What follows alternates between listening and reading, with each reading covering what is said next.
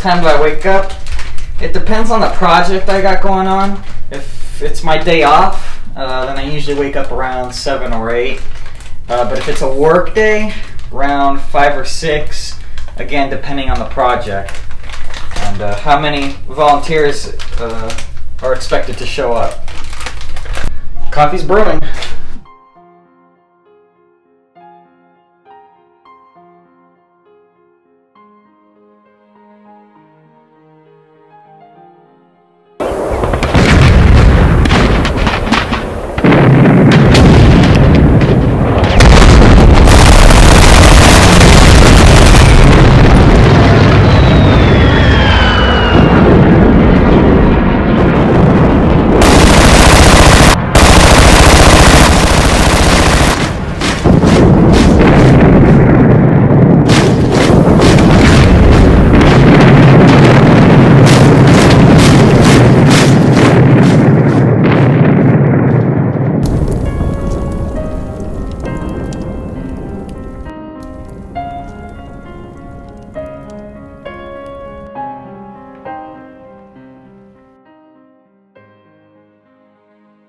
The Korean War is perhaps the least known major conflict in contemporary history.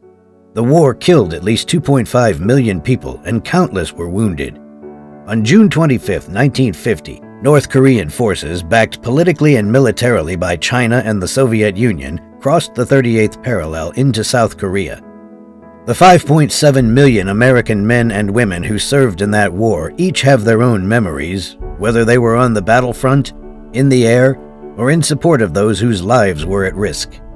The Korean War and our recollection of that war are often overshadowed by World War II, the Vietnam War, and the ongoing war on terrorism. The Korean War continues to be the forgotten war.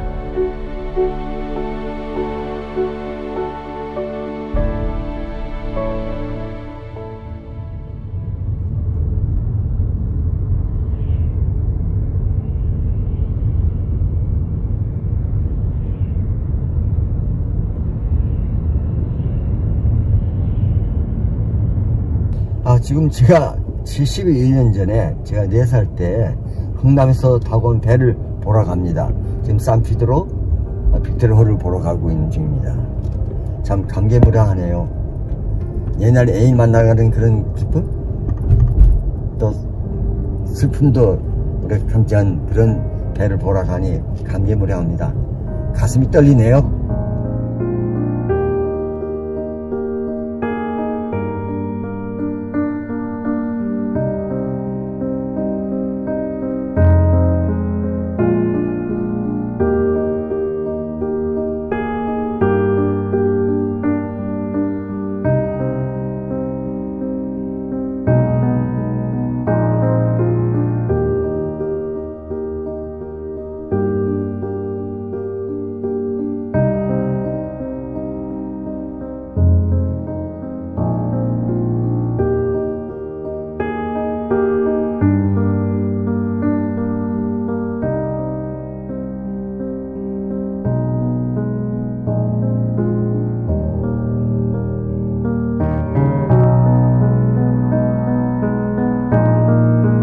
태어나기는 서울에서 태어났습니다.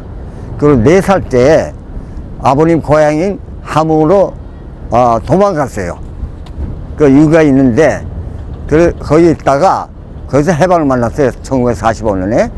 그리고 서울에 오지 못하고 그 정부에서 이북 정부에서 제 아버님을 흥남으로 보냈어요. 의사이기 때문에.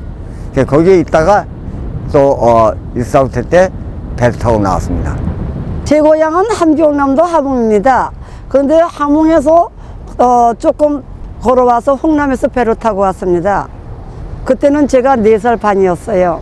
6.25 사변 때 제일 마지막 일사후퇴 때 이 배가 마지막으로 출동을 해서 우리가 타고 왔습니다. 제 고향은 흥남이고 제가 4살 때 전쟁이 일어나서 부모님과 함께 이 배를 타고 나왔습니다.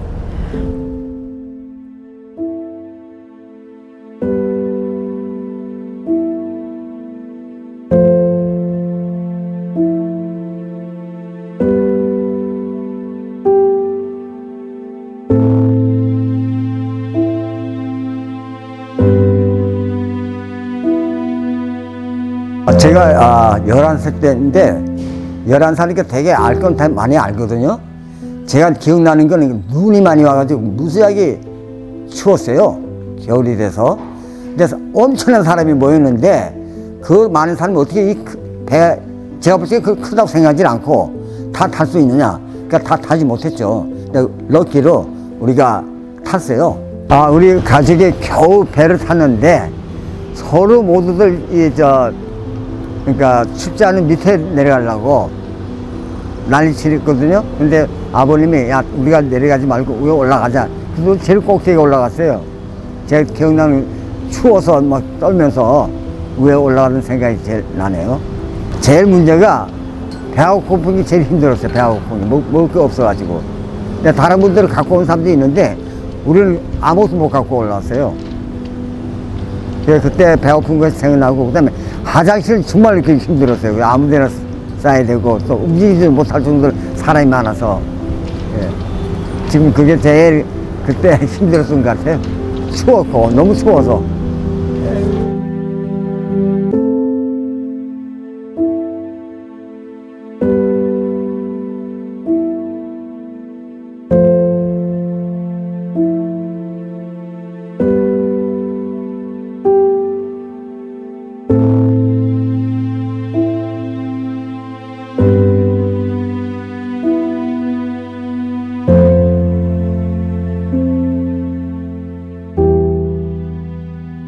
그때는 저는 기억하는 거는 별로 없어요. 그냥 부모님이 주면 먹고 뭐 그랬겠죠? 안 주면 안 먹고. 부모님들의 인연이죠. 그러니까 결국. 그런데 이제 뭐 부모님들이 옛날에는 이북에서 나온 사람들은 거의가 친척들이 다 안 나왔으니까 아무나 몇 번 만나고 그러면은 큰엄마, 큰아빠, 작은엄마, 작은아빠 이렇게 부르듯이 그냥 형제같이 가깝게 지냈는가 봐요. 그래서 이모님이라 저희 어머니 보고 저희 남편은 이모님이라고 그랬었어요. 모르지. 나는 어머니 등에 업혀서 왔으니까. 이 배에서 한 3일 정도 걸려서 온 것 같습니다. 근데 제 생각에는 거제 들어왔어요. 근데 하여튼 부모, 뭐 늙은 사람, 남녀노소 할 것 없이 많이 탔지요. 흥남에서 남은 사람들 다 그냥 막 집어넣었어요. 그래서 우리가 막 타고 들어왔죠.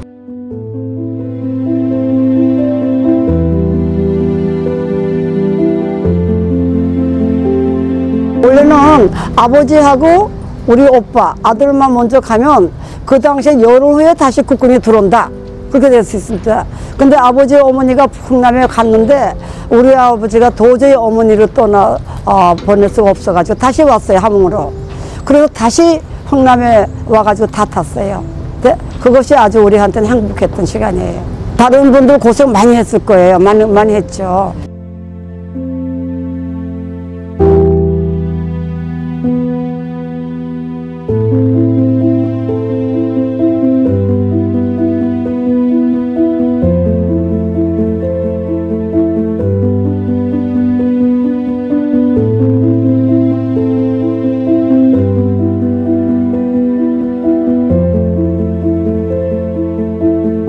저는 꼭 죽기 전에 통일이 된다고 믿어요.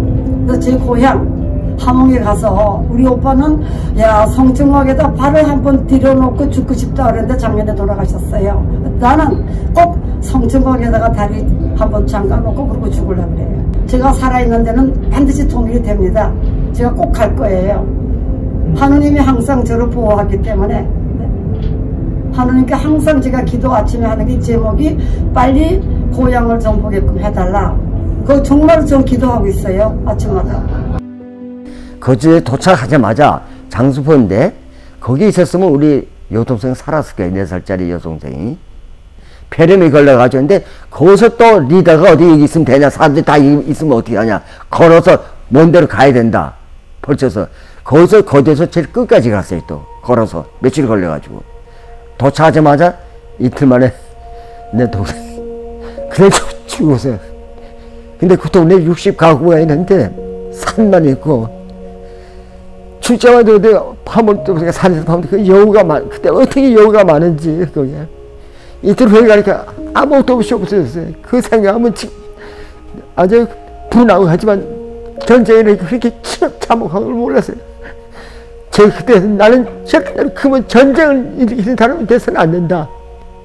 전쟁을 막아야 된다. 그게 어려서부터 정치를 하겠다는 생각이 든 거예요.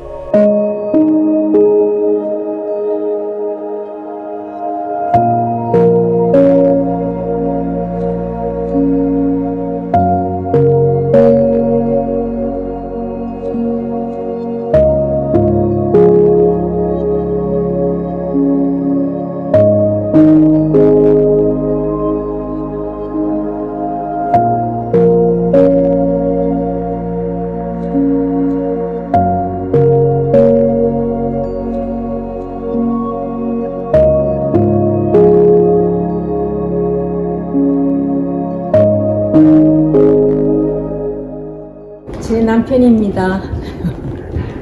네, 같이 타고 왔는데요. 제가 그때 4살 때니까 뭐 남편이 탔는지 안 탔는지도 모르고 전혀 모르는 상태였었죠.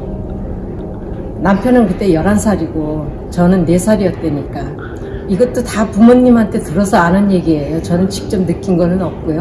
저희들이 거제도에서 내렸거든요. 이 배를 타고 전쟁터에서 이제 배 타고 내려온 게 남한으로 1월달에 내려왔으니까요.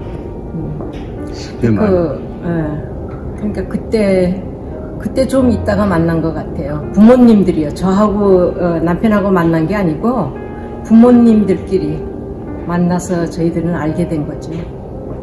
그래가지고 오빠 동생으로 해가지고 계속 만났죠. 자주 만났어요. 그건 사실 50년 되는 것 같은데? 그건 50년 됐어요. 14년에 했으니까 47년 됐네요. 네.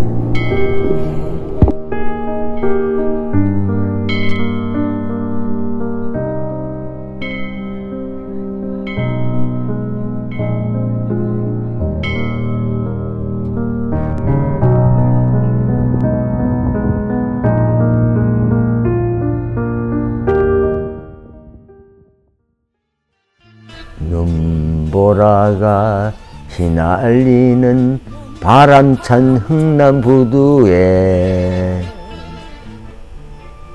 제 나이가 82세거든요. 이 배를 타고 나온 지가 벌써 71년이 됐습니다. 앞으로 1년 아니 2년 제가 못 기다려요. 나이가 있어서. 이 배를 고쳐가지고 통일이 되든 통일이 안 되든 우리가 이 배를 타고 가서 흥남에 도착해서 옛날에 내가 살던 그 아름다운 집을 보고 싶네요.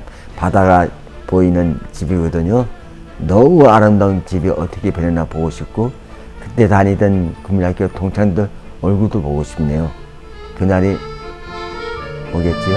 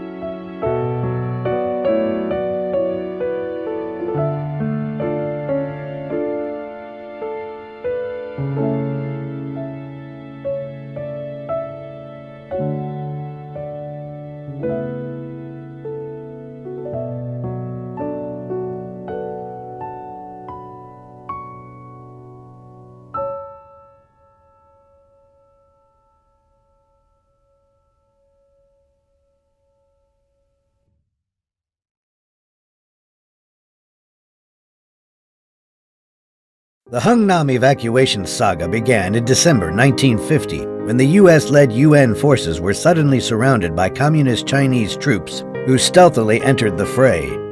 More than 100,000 Chinese volunteers overran the unsuspecting UN troops near the Chosin Reservoir. The UN troops hastily retreated south to the port city of Hungnam, where they were evacuated on 193 ships. Close to 100,000 desperate civilian refugees gathered around the villages and towns near the port with their bags, sacks, and babies strapped to their backs. Mothers, fathers, sons, and daughters of all ages desperately sought escape to avoid death or capture at the hands of the communists. The SS Meredith Victory was a United States Merchant Marine Victory ship, essentially a cargo freighter.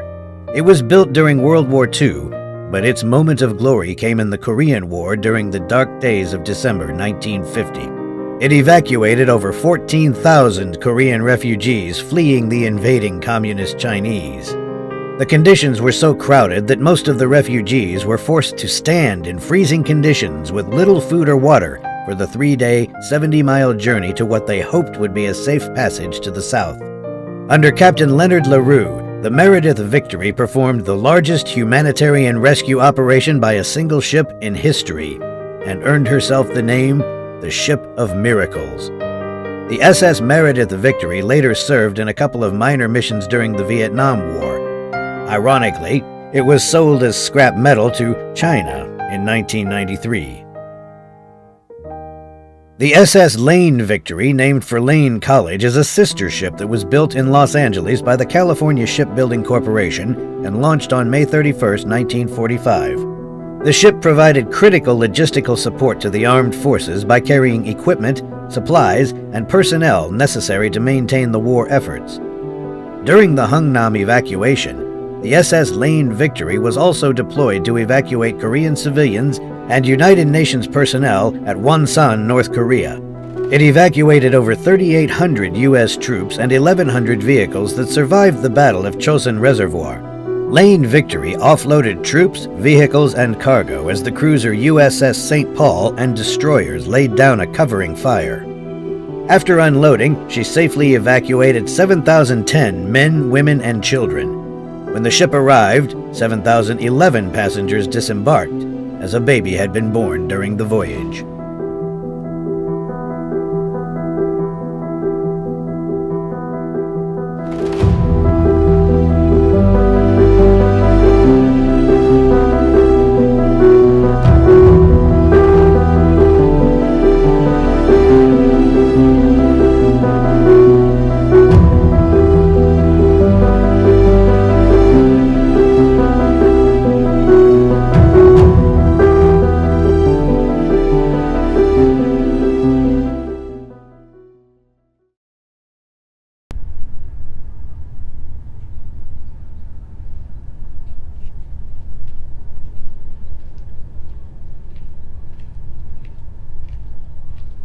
Well, when I wake up, the very first thing I do is change my clothes. I lower the gangway around 7 so the crew can come on board and passengers later on.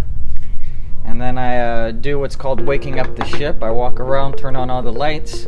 I go down to the engine room, get the ventilation going down there. And then, let's see, I raise some signal flags, I raise the American flag, and then I get to work. So that's just a basic rundown.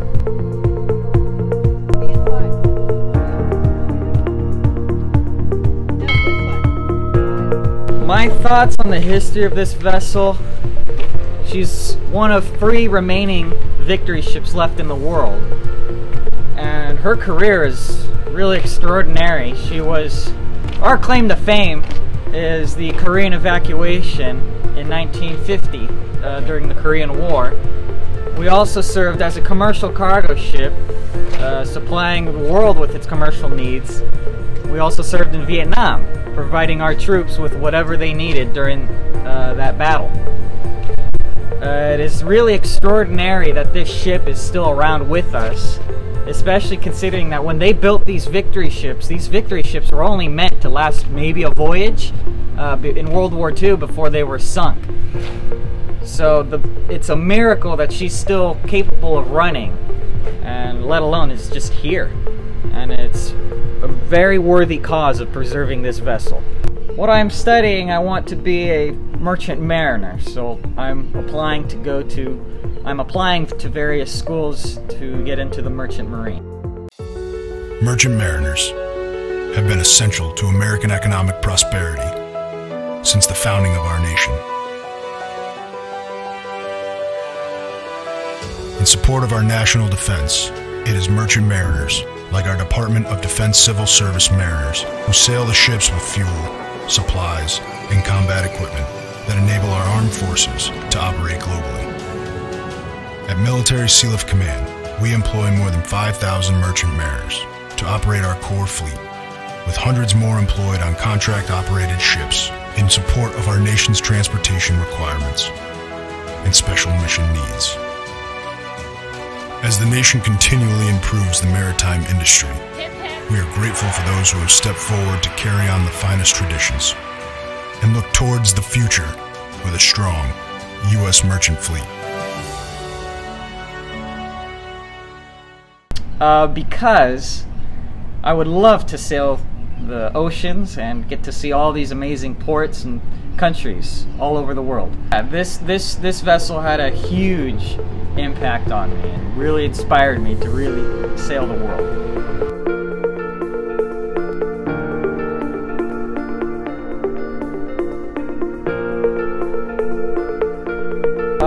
What this vessel means to me personally, I've learned a lot on this vessel. I've met amazing people, amazing volunteers.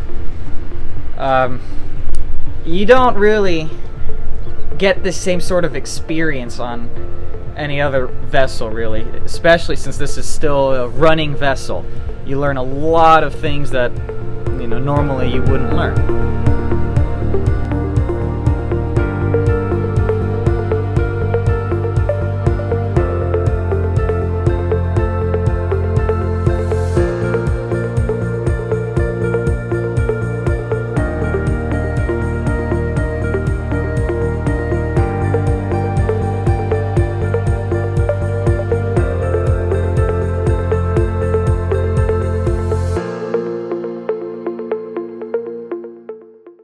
Welcome to the Lane Victory. I'm Scott Gray. I'm president of the board of directors of the United States Merchant Marine Veterans of World War II, otherwise known as SS Lane Victory Maritime Center. This is one of only 3 Victory ships still preserved and still operating in the United States. It was in 1989 that a group of Merchant Marine veterans brought the ship down here from Suisun Bay near San Francisco. President Reagan had signed legislation a couple years earlier turning the ship over to them, and they wanted to make sure that this history remains for future generations. SS Lane Victory was built right here in Los Angeles Harbor in 1945 at the Cal Shipyard, and it was a real wartime project. You had all kinds of people working on it, and people come to visit it today whose parents worked on it. We're proud to preserve this ship.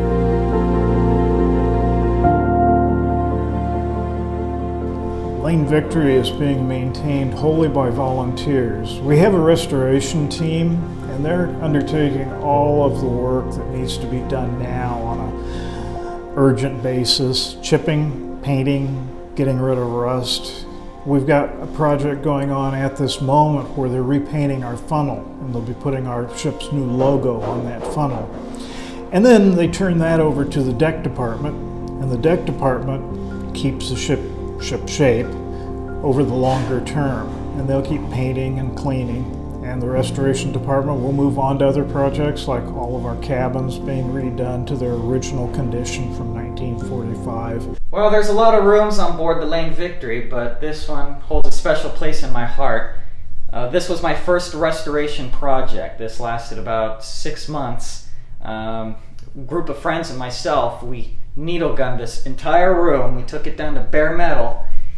We repainted it the original as-built color. But it was not only this room, it was also the captain's bedroom, which is right over here. This is another section of the captain's cabin.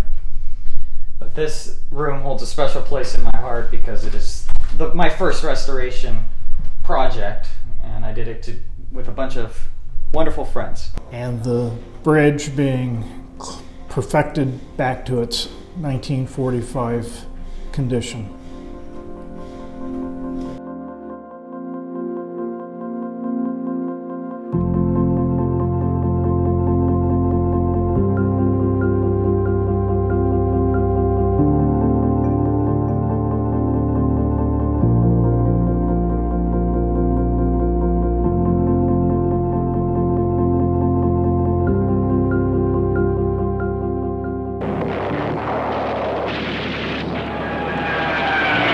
More than 5,600 civilian merchant marines died transporting war materiel for the Allied effort. The D-Day invasion and every other battle on land and sea relied on the troops, munitions, and supplies carried by the merchant marines. The enemy was out to stop them, and the merchant marine lost proportionately more men than the Army, Navy, or Air Force. But thanks to some sentimental former merchant marines, one victory ship will be preserved for posterity. John Fulmer reports from the East Bay Bureau. At the end of World War II, there were 540 ships in the mothball fleet on Sassoon Bay. Now there are just 68 rocking on the tide here. Most of the rest have been sold or converted to scrap metal. That will never happen to the Lane Victory. The kids today don't know what happened in those days, but we do, and we want to remember them, and this is something that we have wished for and we finally got. We have this Lane Victory, and we're going to overhaul it, and we're going to run it. I moved into Long Beach in 1977. 1977 through 1992, I loved San Pedro. I loved the ships. I loved the harbor. I spotted this ship here in the 90s. After finding out that this ship was restored by its retirees, it was going to go on its first inaugural cruise to Catalina, October 3rd, 1992 on a Saturday. I paid $150 for me and my wife. With that, I got 2 certificates from the ship at that time. I have them in my room. During that time of that ship, they announced engine room tours. So I said, yeah, I'll go, you know. So not knowing what kind of engine room this was, I decided to go. So as I walked down the engine room, I stood at the rail and I looked down at both engines, the steam and the power plant, and I said, wow, I'm back at work. Because what I did with Edison, I worked in the power plants, I worked in the boilers, the turbines, condensers, I did it all. I worked coal, gas, oil, and nuclear. And after seeing that, I said, you know what, when I retire from Edison, I'm gonna come back out here and check it out. So after I retired in 2013, 6 months later, 2014, I came back. I became a member of the engine room, electrical room, and I've been a member ever since then. It's a new hobby. I have to learn the different kind of protocol here. I have to learn between starboard and port, that's for sure. Bow and stern and all that stuff, but it's an all new experience, and that's why we need a younger generation to come on board. So we can teach them the history of the ship and learn all the new features on the ship and actually see what a power plant does. This power plant down here runs a ship versus a power plant that makes electricity. So this is a unique power plant here, built in 1945, the Lane Victory. Coming down these steps, a power plant is hot, it's loud, it's noisy. You got your HP and LP turbines, 400 pounds of pressure. These turbines run a gearbox which runs a shaft down shaft alley and propeller at 100 RPM. Our port boiler is already ready to go. It's been tested, and but our starboard boiler here needs work. We have to retube it, which is going to cost us like $6 million, hopefully. After we get both boilers repaired and ready to go, then we'll go on start up, and we'll go on maneuvers with the Coast Guard on board. After we go to maneuvers, then we'll go to dry dock up in San Francisco, come back after $6 to $8 million of money is used or spent. Then we'll be able to go back on our taking cruises and passengers out and all that. When the ship is online, we produce steam to our port and starboard DC generators. they're steam driven with a generator on the end. That produces enough electricity to power up this board here. We have all sorts of equipment. We have pumps. We have our windlass cargo winches. We have our fire protection. We have motor control centers. We have all sorts of air pumps and valves that all need electricity to run on. So when you're standing here, you need ear protection because it's loud, because both generators are running via the steam lines that are coming from the 400 pounds of steam that's controlled through the engineering board right here.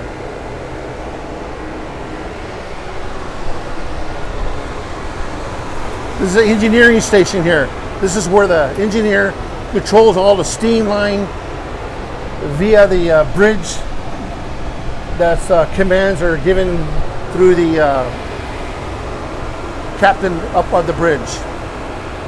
Every year we're getting new people coming on board and younger generation, and we're teaching them the knowledge of the ship's power plant and how it works, and the protocol of the ship itself. So we're getting a lot of the young generation, young kids coming in on board, and we have a lot of people here that have a lot of experience, because we're all volunteers, we're all retirees, and we got a wealth of knowledge to give out, and we're passing it on to this younger generation, and we just need more younger generation to come on board so we can teach them some more. Yeah, we're having a great time teaching this young generation how to run a power plant, how to become a member of the ship, and just learning life in itself, you know.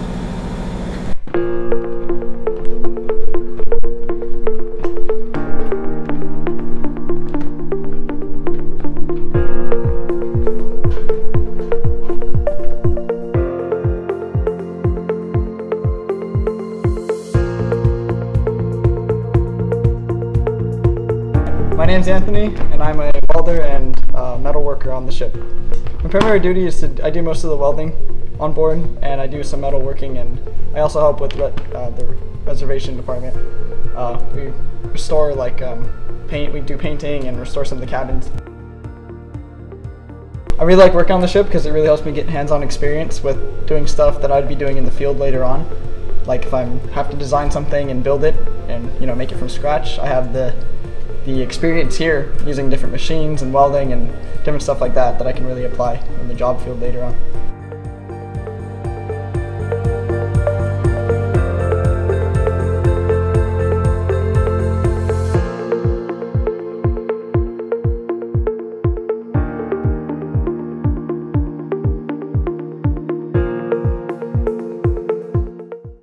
When we see visitors come on board, some of them ask us, what kind of battleship is this?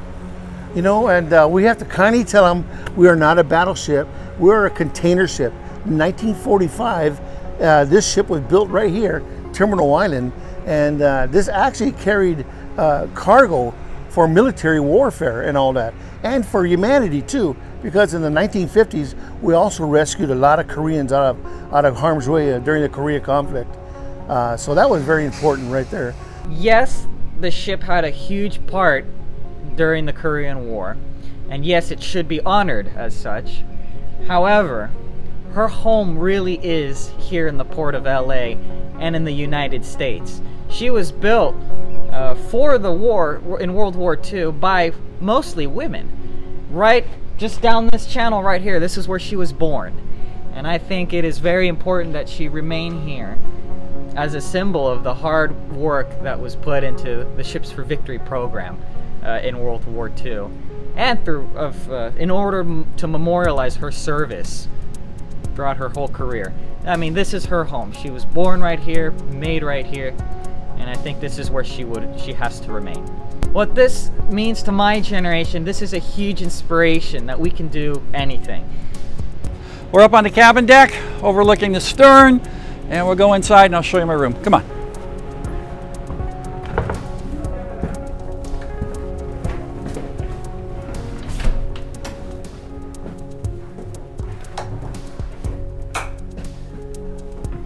And this is it. when I need to spend the night here. That's the hook that keeps the door because the ship will rock. This is my bunk. It's my closet with all my gear. Gets a little toasty warm in here. And so the way that we handle that is we put up the jury rig air conditioner, which works real well.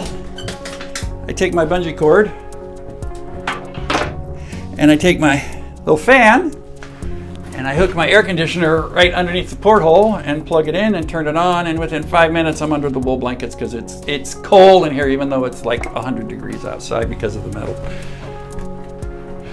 I got my own cabinet. 4 lifeboats, each one holds about 35 people. Number 2 is motorized. That's the one that can be lowered, and we used to do boat practice. About every other month, we'd lower it over the side with half a dozen crew on board, and we'd take turns riding around the harbor and then bringing it back under the ship and getting under the falls. And across the way is Terminal Island, and there is a Coast Guard base at Reservation Point, and beyond is the Terminal Island Federal Prison.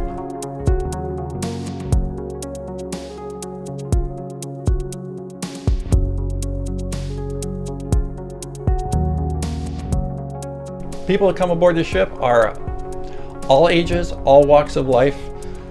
Some don't even speak English. They're from foreign countries. They're tourists. And they all are fascinated by it because it's real. We will be firing our 5-inch gun. We will be firing our 5-inch gun. Please watch your ears. It's not an exhibit. I love taking them around, showing them stuff. And if you can get them to think about why the ship was built and what it did, and you can tell because they kind of look around and go, whoa, it makes it all worthwhile.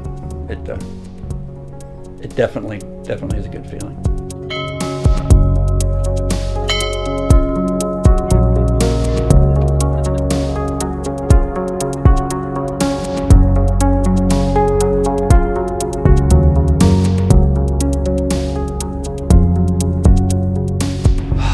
Right now we have our hands full getting her back to seaworthy condition.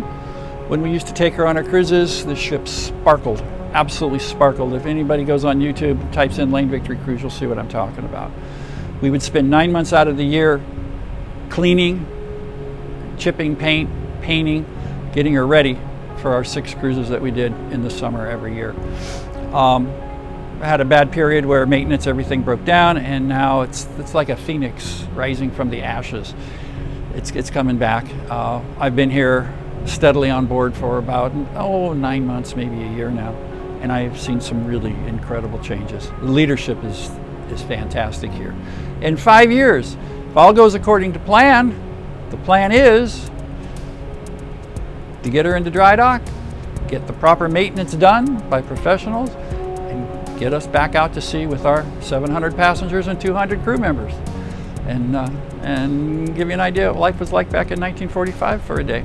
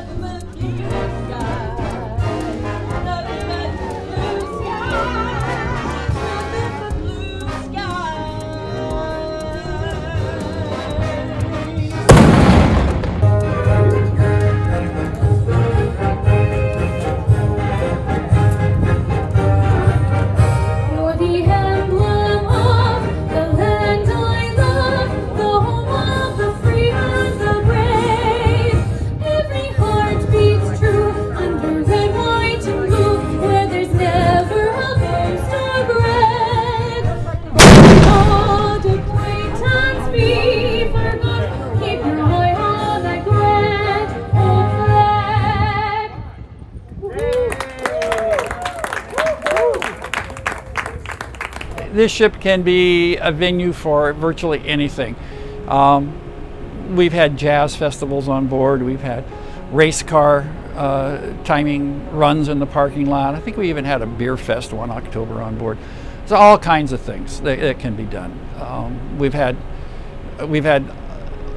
you name it as far as meetings down in the museum. Museum will probably hold a couple hundred people. You know, with a little imagination, there's nothing that we can't do. We've had weddings on board. Two of our most dedicated members got married on board way back in about 2008. When I see like the gentleman that we just saw, and what he looked to be in about maybe 30 with a little guy about 2 years old with him, and he said that he came aboard when he was his age. And I'm thinking, well, when this little guy is your age, Dad, hopefully he'll bring his kids on board and keep passing on the legacy of this vessel. Because it's real history. This was built by real people. It was built right over there, mostly by women. A lot of folks don't know that. The ship was built in less than 3 months.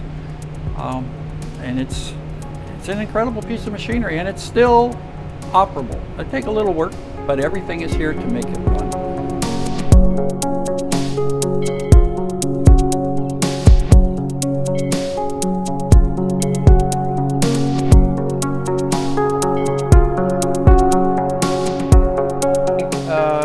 Should be in admin.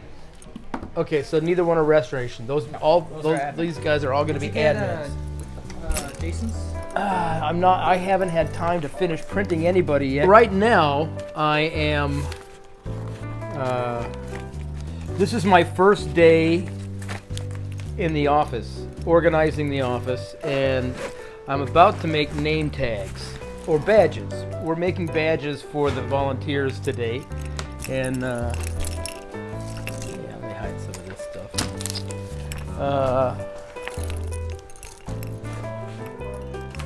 And so yeah, today is my first day helping in the office, and I've been doing a lot of things the last 6 months since I started volunteering. And today we're learning how to make badges for volunteers. Hello. I need a badge for volunteering. Okay. Have you filled out the form yet? I filled it out. Okay. Let's get you a badge. As you know, I started on the ship helping them with music for their Memorial Day celebration. But I live in Long Beach, and during the 2020, the sad 2020 year, I was driving around the port just exploring because I was bored and lonely and trying to deal with everything.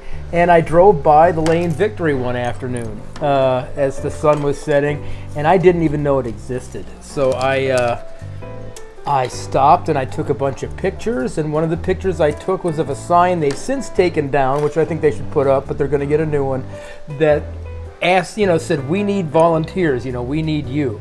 And so I called one afternoon, and they answered the phone, and I started volunteering, and that would have been early March of 2021. And since then, I've been here almost every weekend somehow doing something. But my background is as a musician my whole life, and discovering and learning about the ship, I found out things like there was a gentleman named Izzy, and I can't remember Izzy's last name, but he was an actual merchant marine, and he was still volunteering on the ship at the beginning of the pandemic. And then by the time I discovered the ship, he was still alive, but there was concern about him. And then before Memorial Day, shortly after I started volunteering for the ship, he passed. And people were looking to come back to life after the pandemic anyway, and I saw an opportunity to be able to contribute. So I volunteered to get a brass band together for Memorial Day for a lot of reasons. For Izzy, for the people that knew Izzy, for the ship, for people that were mourning, all sorts of things. We were thinking this would be a great day to celebrate the ship. Yeah. Anyway, so we did. I got together a brass band for Memorial Day, all volunteers, all local people, and not too far from here. All of them are local people. I only asked friends that were close by, and we volunteered, put together a really nice brass band for Memorial Day.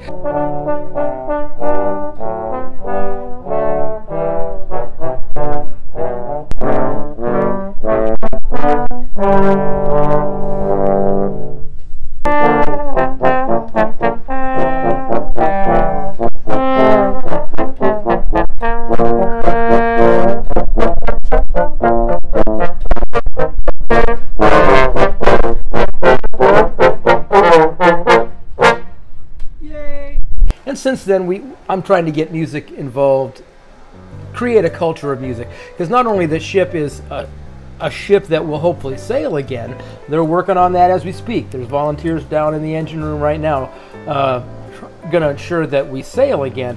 But we're also a museum, and we're also a cultural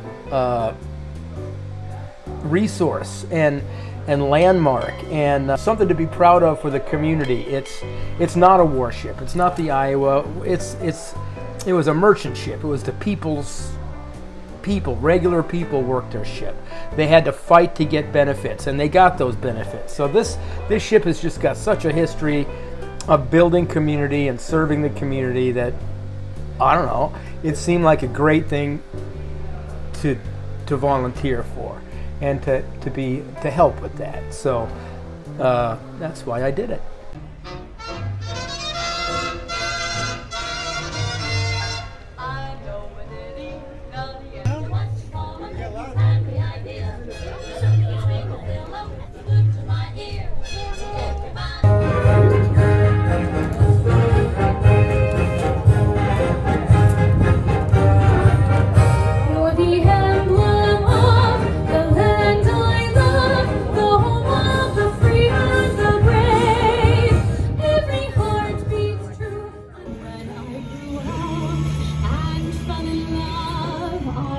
My sweetheart, what lies ahead? Now I have children of my own. They ask their mother, what will I be? Now I have children.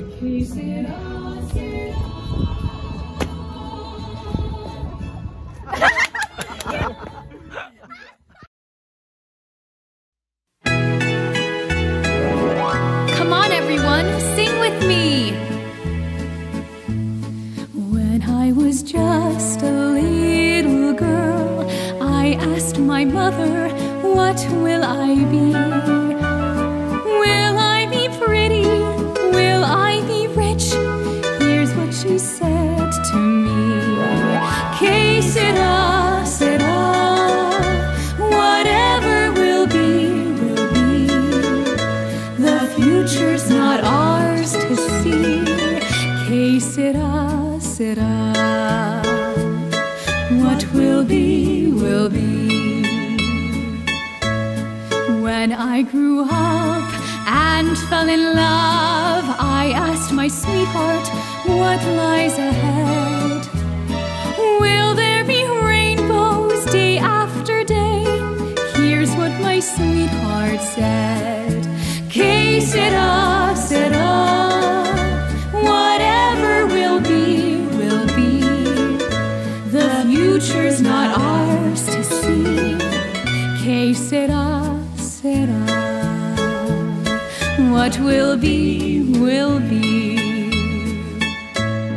Now I have children of my own. They ask their mother, what will I be? Will I be handsome? Will I be rich? I tell them tenderly. Que sera, sera, whatever will be, will be. The future's not ours to see. Que sera, sera, what will be, will be. Que sera, sera.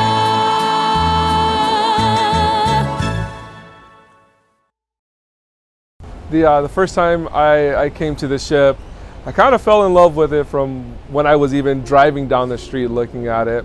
And I was with the Sea Cadets when I came here. I was about 12 years old. I had an amazing time here.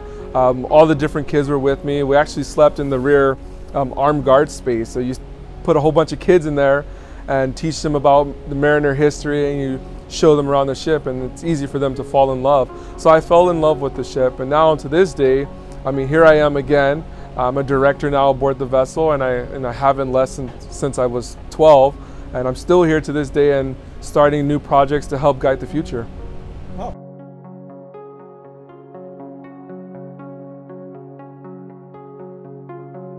So we're getting ready to go to one of our forward exhibits. To me, this has been an exhibit that I've always wanted to improve.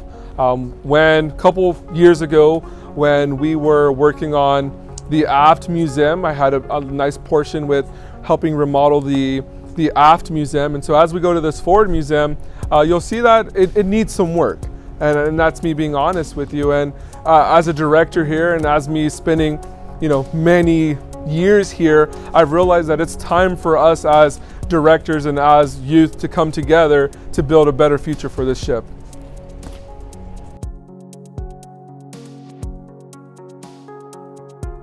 So like I said, we're inside of one of our forward spaces.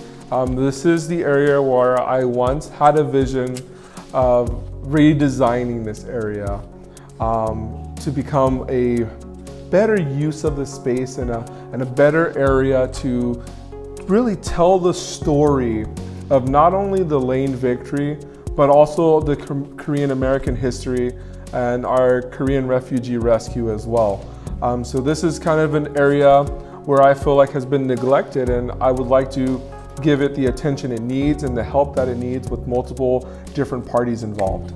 Forward of this area, it's kind of an open space right now, but I envisioned at one point in time that this would be a good location for a theater. A theater is a platform for living history, a platform for movies and presentations to not only get youth involved, but to give it an open space for different generations to talk about life experiences. And so I had this vision and this plan for this theater space here. And it'll include a stage, it'll include like a photography exhibition and seating for many people to use for that living history platform. So I have been working with Christopher Lee, and he's been helping with the modeling and the artistic renditions of this space. So this is actually his work, which he took what I envisioned and made it something livable, touchable for me. And we're going to be working together and developing this amazing exhibition for many generations to see. I think one of the most amazing things about this whole experience from my time of being 12 is really seeing our generations work together. There are many things that us young people can learn from our, the older generations. And I think what was really unique is, like I said, is being able to work with someone who was able to teach me something that I had never knew. I'm young, so sometimes I think I know everything, but it was that generation who taught me that there are things to learn and there's things that I don't know. And so even with the sand pebble engine, as you see behind me, I learned how to operate the sand pebble engine. And I had to learn that from someone from a different generation. I think it was a fantastic experience, and those are times in my life that I'll never forget.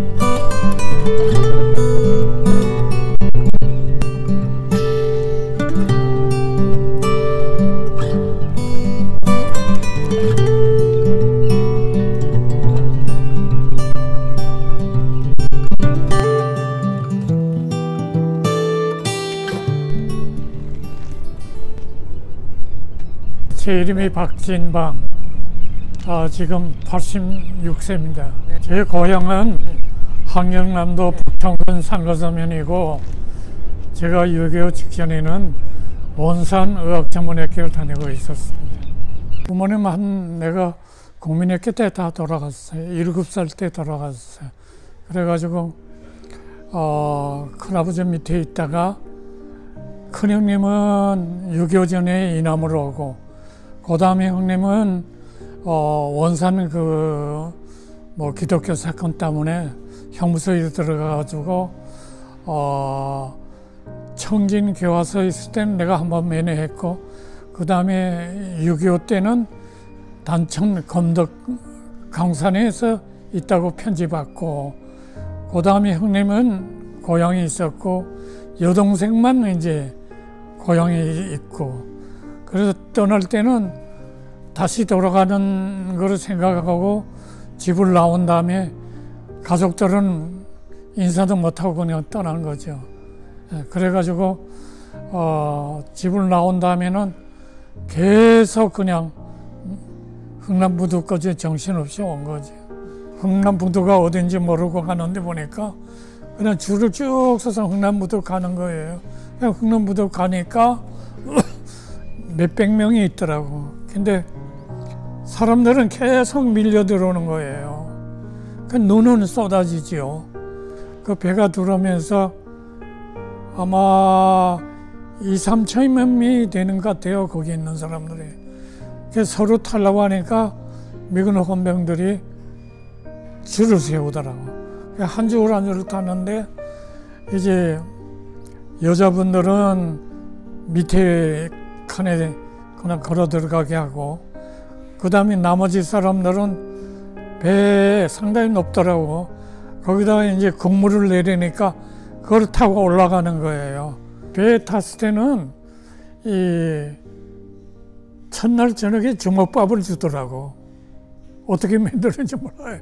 어떤 주먹밥을 줬었는데 사람들은 먹는 거는 관심이 없어. 그거 받아 먹는 사람 별로 없어. 나도 안 받아 먹었어요. 왜냐면 다 지금 어디로 가는지 모르니까.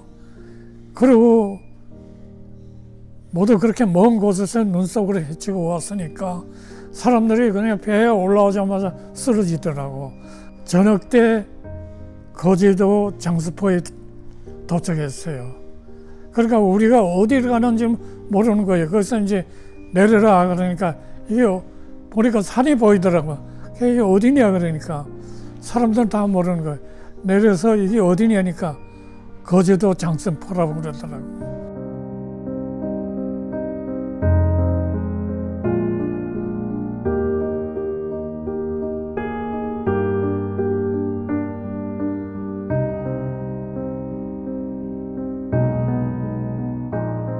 네 살 때였을 거예요.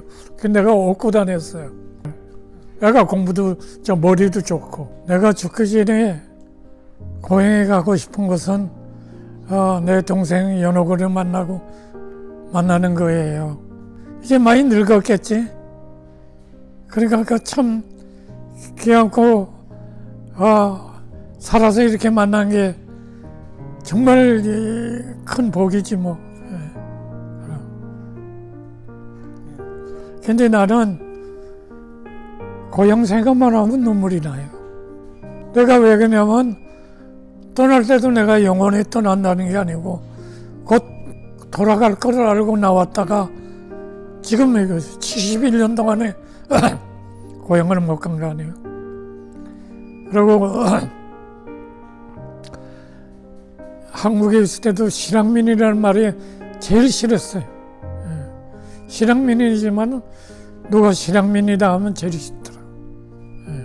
자나깨나 너 보고 싶지만은 또 명절 때 내가 너 제일 보고 싶지만은 내가 86이고 네가 83일 거를 내가 알아. 근데 너는 살아있는 걸 알아. 그러니까 내가 언제 갈 거야. 내가 죽어서도 고향으로 갈 거야. 너를 볼 거야.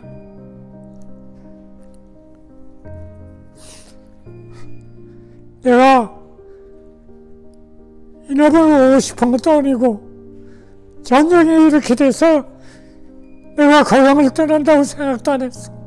내 운명이 왜 이래. 그러나 내가 죽지 않아. 공산주의가 없어지기 전이라도 내가 갈 거야. 오케이. 그래 살아. 죽어서니 영원히 고향에 있더라도 너하고 만날 거야. 그래. 내가 고향에 갈 거야. 내가 이 소원이야. 고향에 가서 내가 자라나는 애들을 가르치는 선생이 될 거야. 이게 내가 마지막 소원이야. 여기는 내가 이남으로 올 때 타고 오는 배대야. 그래, 기다려. 나 갈 거야. 우리는 반드시 만날 거야. 연호가 기다려. 내가 이 배를 타고 꼭 만나러 갈 거야. 기다려, 연호가.